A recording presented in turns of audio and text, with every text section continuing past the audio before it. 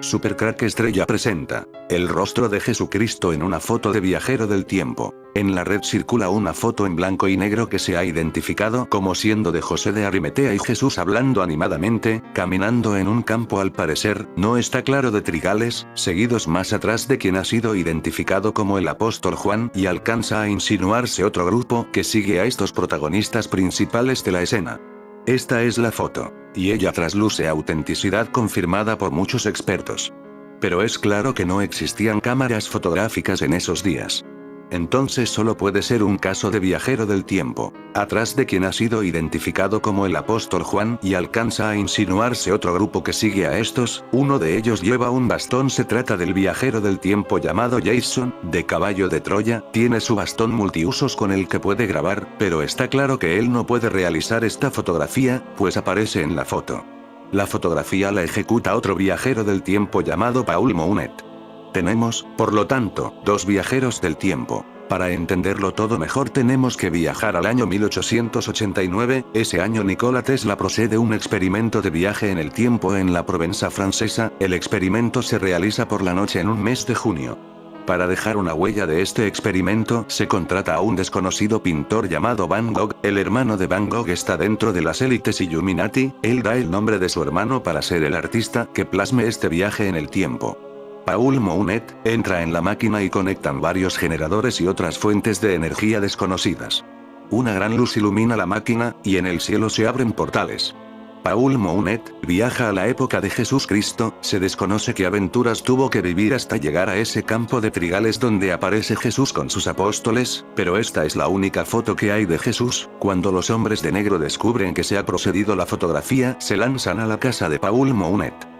La vida de Paul Mounet está en peligro, contacta con el mayor Jason, y le ofrece una salida, para salvar su vida.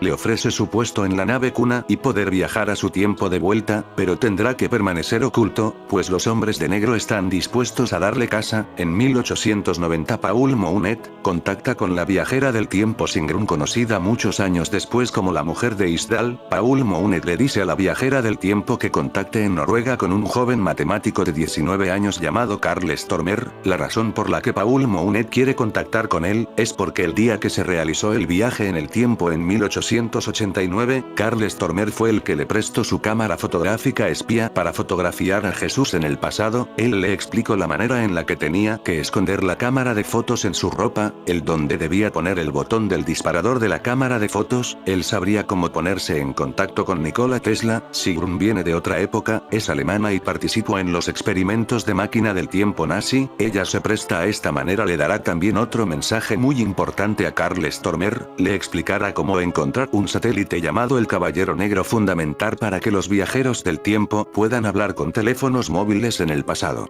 El actor que ha robado suspiros desde su primera aparición en la pantalla grande, tiene un gran parecido con el actor francés del siglo XIX, Paul Mounet. La insólita imagen de una mujer hablando por celular, en 1890. Una misteriosa fotografía tomada en 1890 muestra a una mujer con un extraño objeto que mantiene cerca de la oreja. ¿De qué se trata?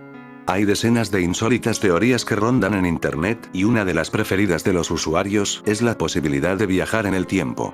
Esta teoría se sostiene a partir de misteriosas imágenes y vídeos que se comparten en la web. Y este sería el caso. En 1890 con una cámara espía, el matemático noruego Karl Stormer, 1872-1957, tomó una fotografía que muestra a una mujer caminando con un objeto en su mano que apoya en su oreja. Para tomar esta fotografía, Stormer utilizó un chaleco con cámara oculta Stern, inventado por Robert de Grey y fabricado por primera vez en 1886 por Western Electric en Nueva York.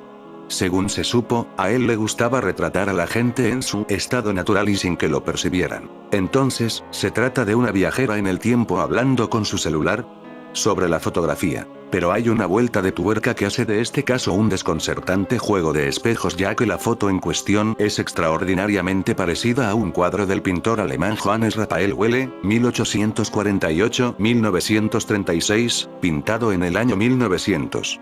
Hay que decir que este pintor también participó en el experimento de 1889, es más que seguro que Paul Mounet le entregará la foto en el 1900. ¿Será una foto de este cuadro? Si lo fuera estaría develado el misterio, pero al parecer no lo es. Veamos una foto del cuadro del pintor alemán. Ya hemos explicado cómo realiza este cuadro lo pinto de la foto. Sin duda tiene una apariencia de estampita religiosa y obviamente carece de credibilidad como foto real.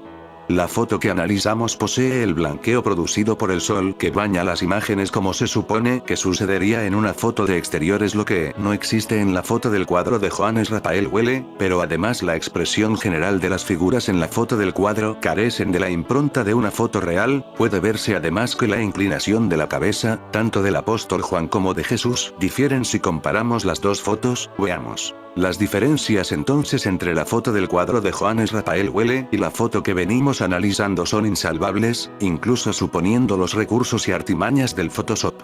Digamos que tienen un ADN diferente, si bien la escena, curiosamente, es la misma. Esto nos introduce en un espacio de misterio similar al del sudario de Turín o la tilma de Juan Diego, o, más actualmente, a la igualmente pendiente de explicación imagen del rostro de Cristo, según el sudario de Turín, que apareció en los crop circle de los campos de cereales de Inglaterra. No hay un análisis pedestre que explique a cabalidad todas estas cosas ni el misterio que comentamos. Como apareció la foto de una escena de hace más de 2000 años que es idéntica a la de un cuadro pintado en el año 1900.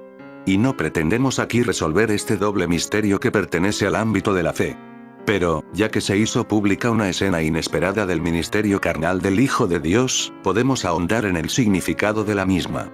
Es decir, intentar desentrañar qué nos dice hoy esta escena y por qué es relevante para nuestros días. Véase que un falsificador, en todo caso, hubiera puesto a Jesús conversando con el apóstol Pedro, ya que José de Arimatea apenas aparece en los evangelios luego de la muerte de Jesús. Es decir, esta escena es una distorsión de la imagen que generalmente nos hacemos de Jesús Yeshua caminando acompañado de sus discípulos por los paisajes de la Tierra Santa, ya que introduce un personaje ajeno a ellos en forma protagónica. Y el análisis de lo que la tradición cuenta sobre José de Arimatea puede darnos pistas sorprendentes que expliquen de algún modo su aparición en esta foto y aporte elementos de mucho interés sobre la expansión del Evangelio en los primeros siglos mucho más allá de las fronteras de las tierras bíblicas. Aunque los evangelios solo relatan el episodio de la solicitud del cadáver del crucificado a Pilato, de quien se dice que era amigo, para enterrarlo en su tumba particular, José de Arimatea fue un personaje clave en el cristianismo naciente después de la muerte y resurrección de Jesús Yeshua. Tomamos de la red esta semblanza. En comparación con la escasa información que hay sobre José de Arimatea en los evangelios, aparece mencionado bastante en los textos apócrifos, en las leyendas posteriores y en los romances artúricos. En estos relatos se dice que José era un mercader de estaño que llevó a Jesús a Inglaterra durante la juventud de este, que fue el fundador del cristianismo en Gran Bretaña y que era el guardián del Santo Grial. Es un tanto sorprendente que José de Arimatea, un pequeño personaje del Nuevo Testamento, esté relacionado con Gran Bretaña, pero una larga tradición le asocia con Cornwall y Somerset. Estas tradiciones afirman que llevó consigo en una ocasión al joven Jesús en un barco mercante. Si por entonces Jesús ya conocía Gran Bretaña, entonces resulta comprensible que enviara al apóstol Felipe allí. La tradición dice que era el hermano menor de Joaquín, el padre de la Virgen María, y por tanto tío abuelo de Jesús. Y es natural pensar que habría recibido el testimonio de María Miriam sobre la divina personalidad de su hijo. Como narra la breve semblanza que citamos, José de Arimatea era comerciante de estaño el cual traía de Bretaña, hoy Inglaterra. Era un potentado para la época y su relación familiar con Jesús, más el hecho de que éste había quedado huérfano al perder a quien se creía que era su padre José, hace creíble que alguna vez lo haya llevado consigo en sus viajes a Bretaña, en donde existen tradiciones que afirman que efectivamente Jesús estuvo allí y construyó con sus manos una pequeña cabaña de barro y ramas para morar. Vea el suscriptor de mi canal que esto amplía la visión que generalmente tenemos de la vida de Jesús y llena de interés los años que no conocemos entre su niñez y cuando era como de 30 años. Incluso explica el por qué no se dice nada de esos años, ya que el relato de estos viajes, cuando todavía no había comenzado su ministerio, sacaría de foco la revelación principal que comienza a partir del bautismo en las aguas del Jordán. Pero hoy aparece una foto en que se ve a José de Arimatea en una conversación a la que Jesús parece prestar gran atención. Es decir, de esta foto aprendemos que José de Arimatea tenía una relación especial, ya que de lo contrario no estaría hablando con él separado del resto de los discípulos. El apóstol Juan, que es el más cercano, obviamente no participa de esa conversación y se mantiene a una discreta distancia. Esta escena muestra que José de Arimatea no era un discípulo oculto como Nicodemo, que lo visitaba en las penumbras de la noche, sino que tenía una relación estrecha con el profeta que desafiaba el Sanedrín.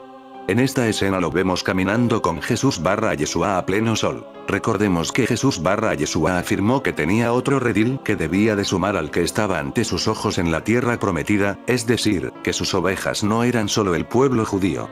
Cosa que confirmó rotundamente en el episodio de la mujer sirofenicia, al declarar a sus discípulos que él había venido, en esa primera manifestación, solo a las ovejas perdidas de la casa de Israel. Estaba fuera de Israel en ese momento, por eso quizás fue tan enfático en su afirmación. Es más, fue para alcanzar a esas ovejas perdidas desterradas, que levantó a los 12 apóstoles a los cuales el Espíritu Santo revistió de dones de lo alto en Pentecostés. ¿Y dónde estaban esas ovejas perdidas?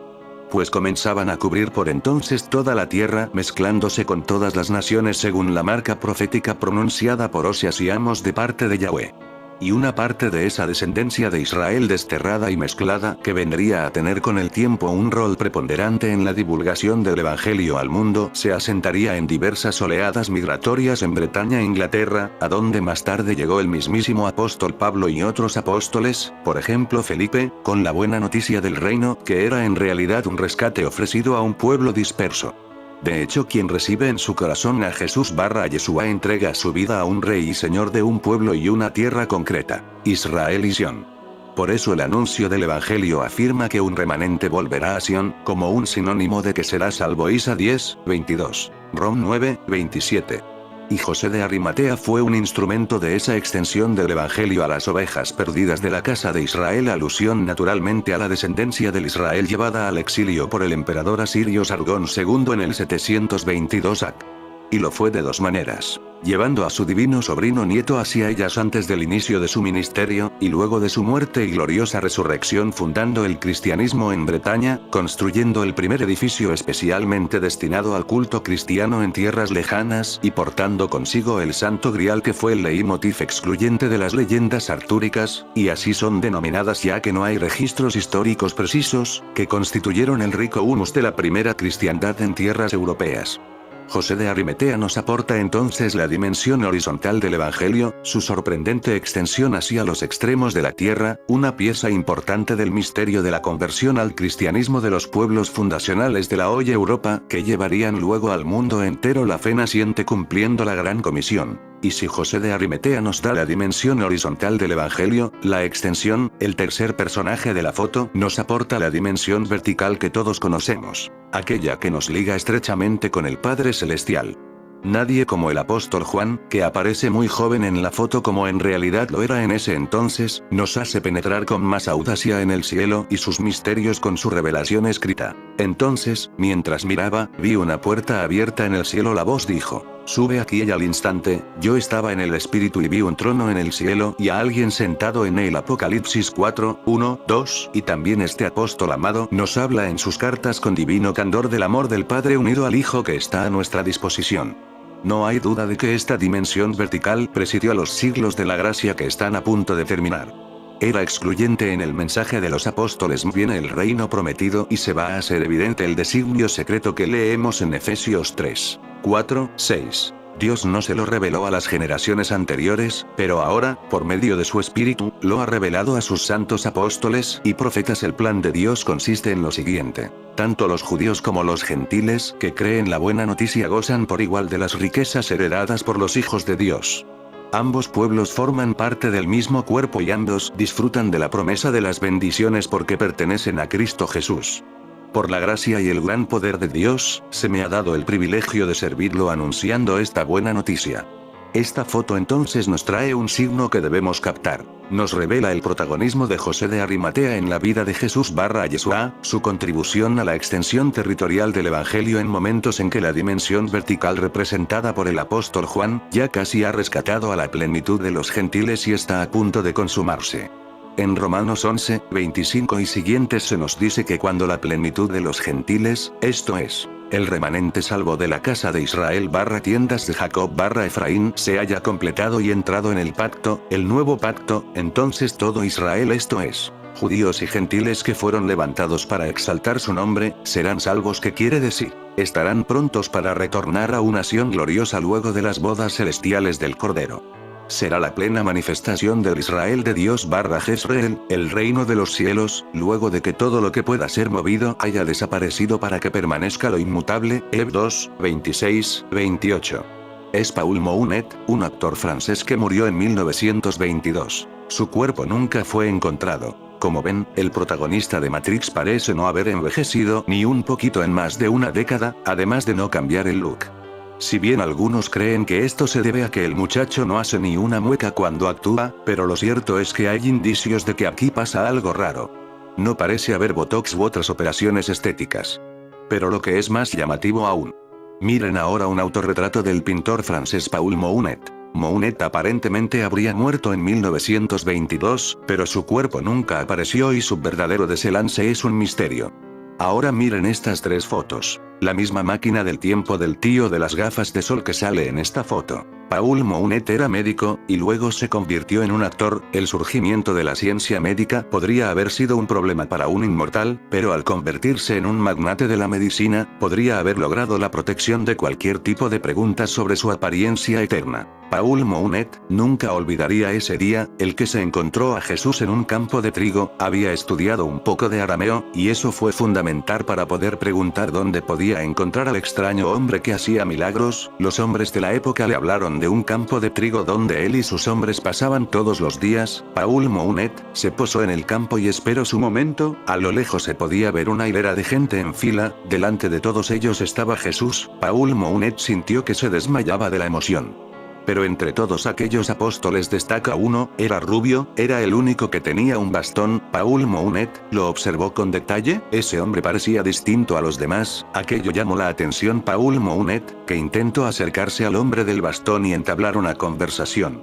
El mayor Jason notó algo extraño en Paul Mounet, su acento francés, hablando un terrible arameo le hizo sospechar. En fin amigos de Supercrack Estrella, si el video te gustó pulgar arriba.